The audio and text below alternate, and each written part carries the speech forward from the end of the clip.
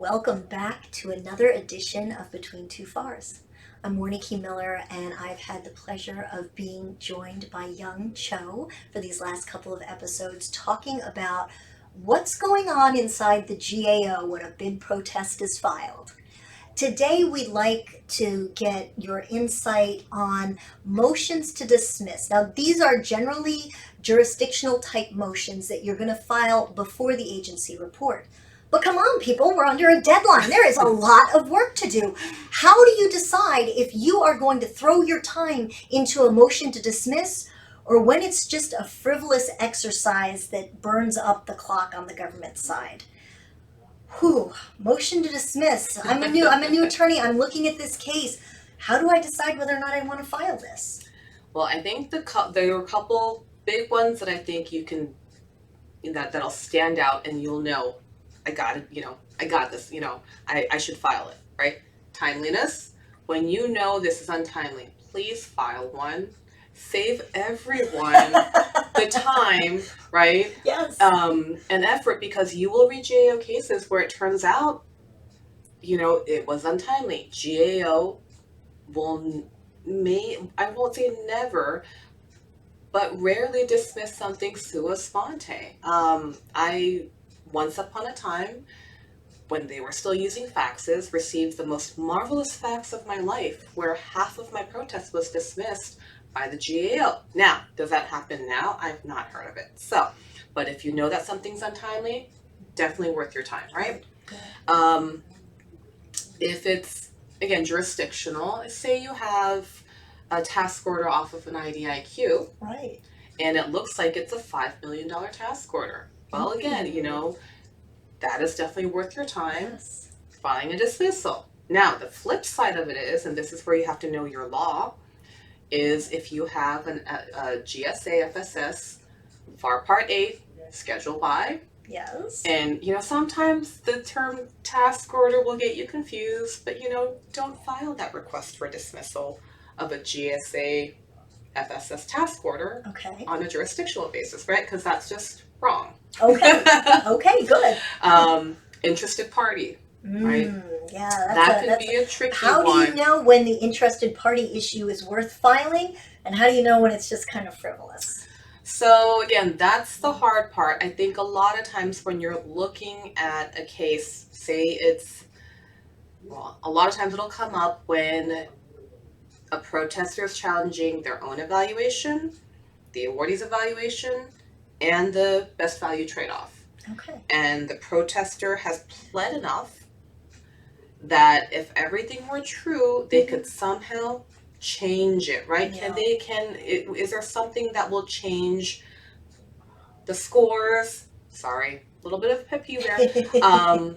Or the trade-off, right? The cost evaluation or something that will really get them there. Yeah. Okay, that one will probably not be worth it. Right.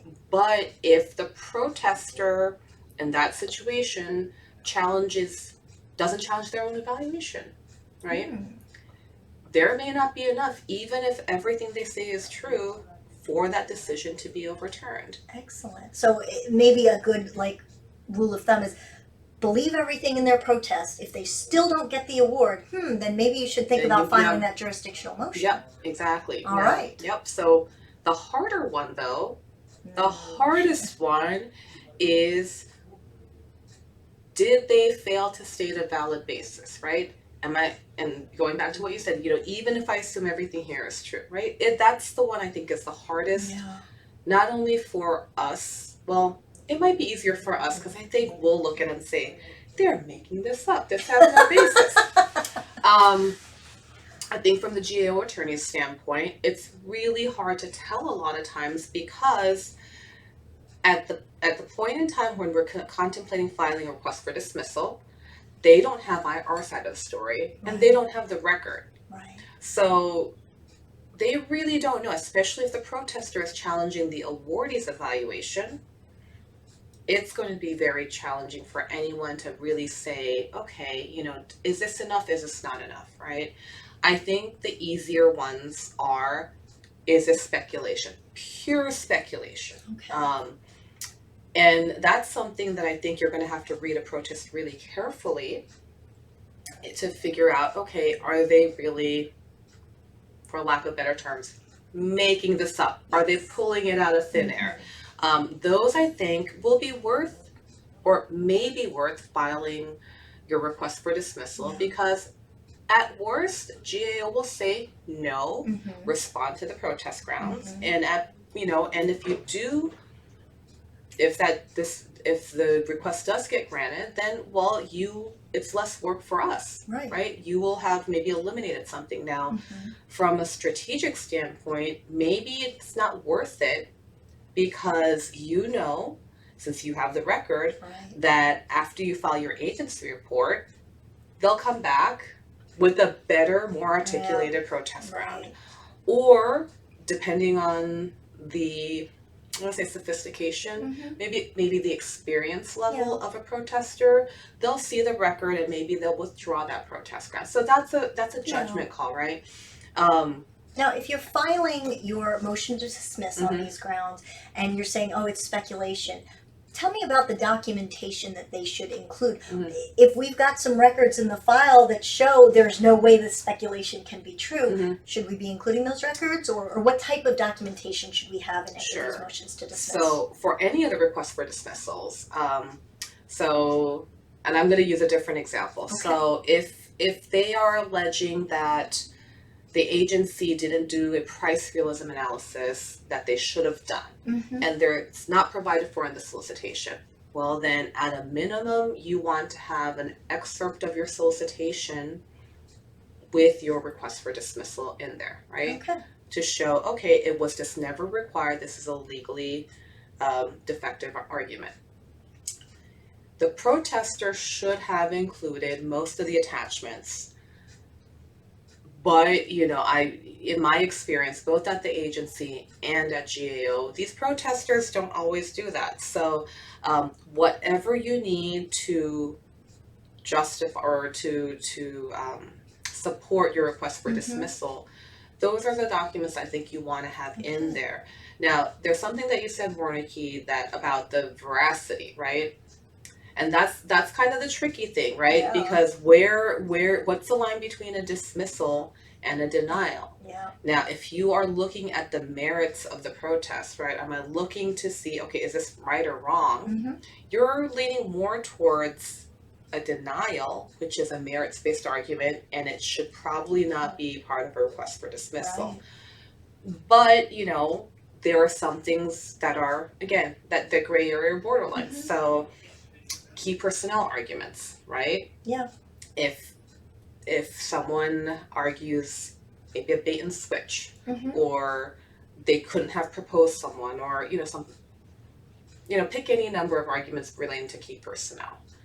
A protester might argue that, again, that bait and switch without any, I'll say evidence, but anything to support it.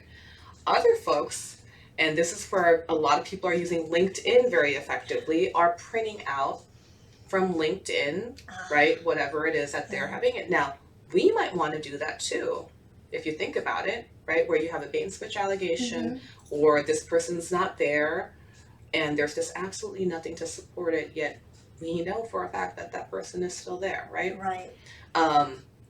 So, I mean, you really have to think about what it is that you want to put in there. I would say err on the side of including more information than less. But when it's speculative, there might not be much to put in there. You may have to, and this would be a judgment call, right? The solicitation's out there in the public, so it's not going to hurt as much to produce that earlier than your agency report. There may be parts of your evaluation that might hurt a little bit to put in there, right? And the risk there is that you might be giving the protester documents a little more earlier and give them a basis to challenge, raise a supplemental protest ground. So that's going to have to be a judgment call. But I think back to, some of the ones that might be easier when you think about it, is this so speculative? Are they really making it up? Like, is there no basis, no factual basis, no legal basis? I think that's going to be worth it.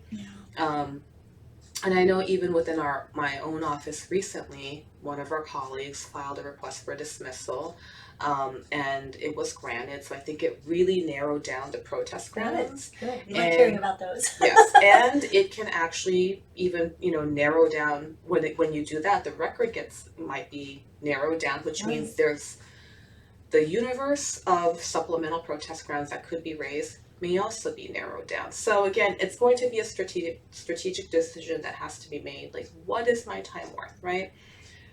And the procurement and the protest. Is it better for us to have everything out there? Does it make it easier? I mean, those are some things that you just have to think about. Excellent. Now, I hope you've been paying attention, because these are some excellent time-saving tips to help you to figure out where you need to be focusing your time and your effort in this short turnaround time before you have to file your agency report. Stay tuned, and we'll see you again next time on Between Two FARs.